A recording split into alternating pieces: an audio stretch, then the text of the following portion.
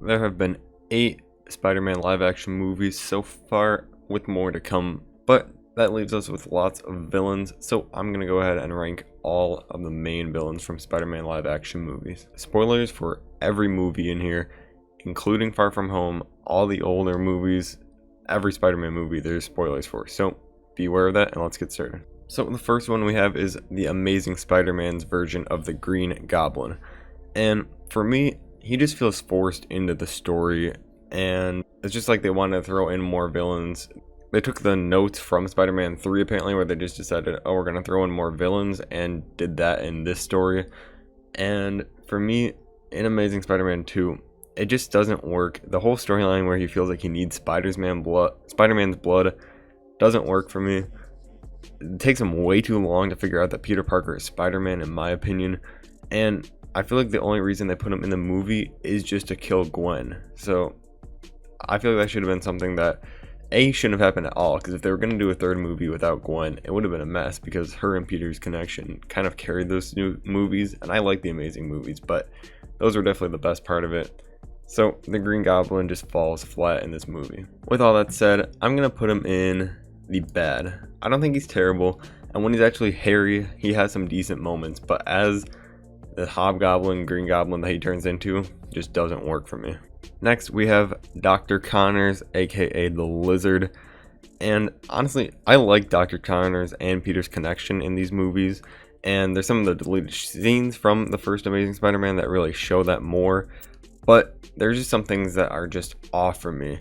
His final plan, I mean, he starts off wanting to heal himself and other people like him. He doesn't have his arm, so obviously he wants to help that, and he's forced to make this stuff for Norman. But when his evil plan becomes he's going to turn everyone in the city into lizards, I know it's a superhero movie, but it just feels so far out of reach. How did he take this jump to get this out of control? Obviously I know his mind isn't all his, but that kind of ruins it for me. But like, the high school fight is really cool, I think. Probably one of the best fights in the Amazing Spider-Man series, and like I said, when he's Dr. Connors, I like his moments there. So for now, I'm going to put him in okay, but I might easily move him up to good. I gotta think this over a little bit as I'm going on. As we go on though, I have Fisk. I don't have too much to say about him. I loved Into the Spider-Verse, but it's not because of the villains. I mean, he has good motivations with his family, but he's just kind of more like a brute there, that you don't really care about him for some reason, even though you see what's wrong. Maybe it's because he's kind of a terrible guy, even though he lost his family. But like I said, he kind of lost his family for a good reason. So he's just kind of the guy to push the plot forward, push the story how the Spider-Verse became a thing. So I'm just going to put him in okay, because there's nothing really bad about him, but nothing great either. Coming up next is the Vulture. So I think Michael Keaton does a great job with the Vulture in Homecoming, and you can see where it's coming from. He cares for his family, and he's just trying to provide for them and do what he needs to help them get along, and it feels like a good villain for the movie he's in. Like the scene where he's driving Peter Parker and then tells his dog to go inside, and then he talks to Peter and telling him that he knows he's Spider-Man. That's like one of the best scenes in that movie, and like I said, he just fits the Spider-Man. It just feels like what the villains for Spider-Man should be. Kind of smaller scale, but it's something that's huge for Peter. I'm gonna put him at great. He might even get moved up to awesome though, but he's one of the best we've had so far. And now a drastic change from that, we have Rhino, who was used more in the marketing for this movie than he was actually used in the movie. And Paul Giamatti, who was the actor for him, I don't know what movie he thought he was playing a role in, but he does not fit these movies at all. They have more of a serious tone. He seems like he's in some mob movie.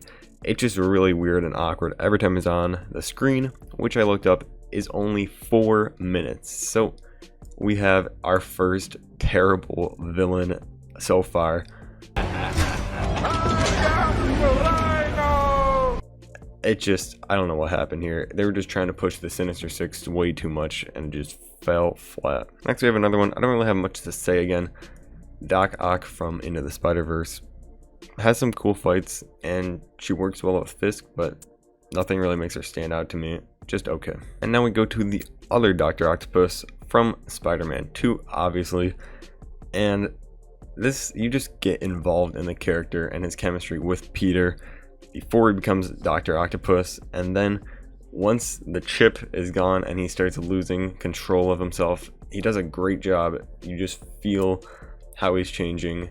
It kind of makes sense because all the things he does, all his plans in the story work, because at the end he still has a little bit of himself there. That ends up, being the end of the movie, obviously. But some of the fight scenes with this are amazing. Him and Peter, some of the most Spider-Man-like fight scenes we've seen in a live-action movie. Some of the coolest things. And once again, he attacks, takes Aunt May and stuff like that. Those are just amazing to me. And I just think he's an overall great villain for Spider-Man. So he's our first awesome for now, unless I move Mysterio up there. So going to Mysterio, as I've said, spoilers for everything. So if you haven't seen Far From Home, skip ahead a little bit. But he has some of the best sequences in this movie with the hologram sequences. When he's trapping Peter with these holograms, Peter doesn't know what's happening, and then obviously he overcomes it with his spidey sense in the end. But those are some of the cool scenes, and Jake Gyllenhaal plays Mysterio perfectly. In the beginning of the movie, when he's just pretending to be this hero from a different world, everyone, if you didn't know Mysterio was a villain from the comics and shows and stuff, you would fully believe that he's a hero. He sells it so good. And he also has kind of okay motivations. You can see where he's coming from. He isn't in the right, but he thinks he's becoming the next great hero that the people need to believe in, and he wants to be the symbol without actually being a hero. It's just all an illusion, and it's all connected to Tony Stark, and it's how shows how him how he got affected by Tony Stark turned him to this dark path that he sees as a good path, and how Peter went down being more of a hero because of Tony, and how Tony affected these different people differently. So he's a really great hero, and I love how unique the plan is, his evil plan.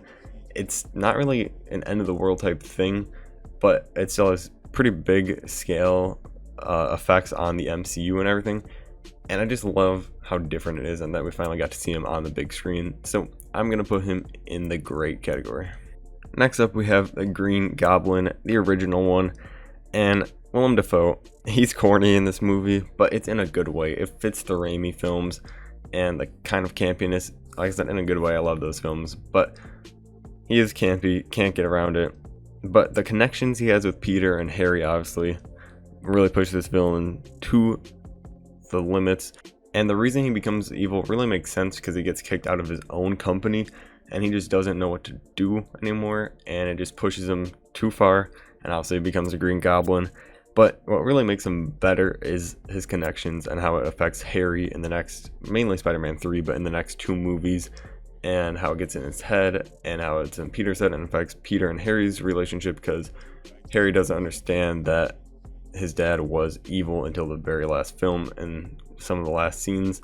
So he has great effects on the other movies, and he's good enough in his own movie, so he just gets a good from me. Next up, we have Sandman. And I just want to say the sequence, I might put it on screen here if I can find a clip, but of him trying to pick up his daughter's picture is probably the best sequence and scene in Spider-Man 3 and possibly the whole trilogy. It's really beautifully done.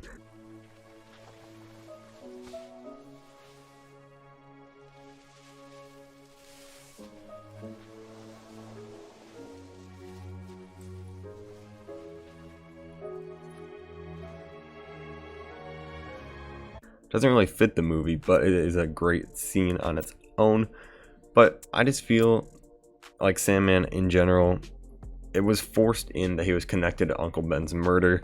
And then I was even fine with that, but the fact that at the end of the film, he gets forgiveness from Peter, but like Peter doesn't make him promise to stop being evil or robbing banks or doing any of this, it just kind of feels off to me. And the whole origin story, how the scientists just think it's a flock of birds and then it's him and he gets combined with the sand, that also is kind of off to me. So he's just going to get an okay from me. We're down to our last 2, and we're not exactly ending off the strongest here, but our first one of the last 2 is Electro. So Jamie Foxx, before he becomes Electro, I forget the guy's real name, but I'm calling him Jamie Foxx. I know that's how he's written. He couldn't have any effect on it, but he's just a bit too awkward, a bit too out there. And for this guy that's that smart, and to be that obsessed with Spider-Man is just a little odd to me. I feel like they could have tweaked it a little bit and it could have worked really well. Maybe like Spider-Man didn't save him, so then this is how he builds up the hate for Spider-Man. I don't know, but the thing about how he gets saved once and then Spider-Man gives some throwaway line and he thinks he's the most important human in the world doesn't really work for me.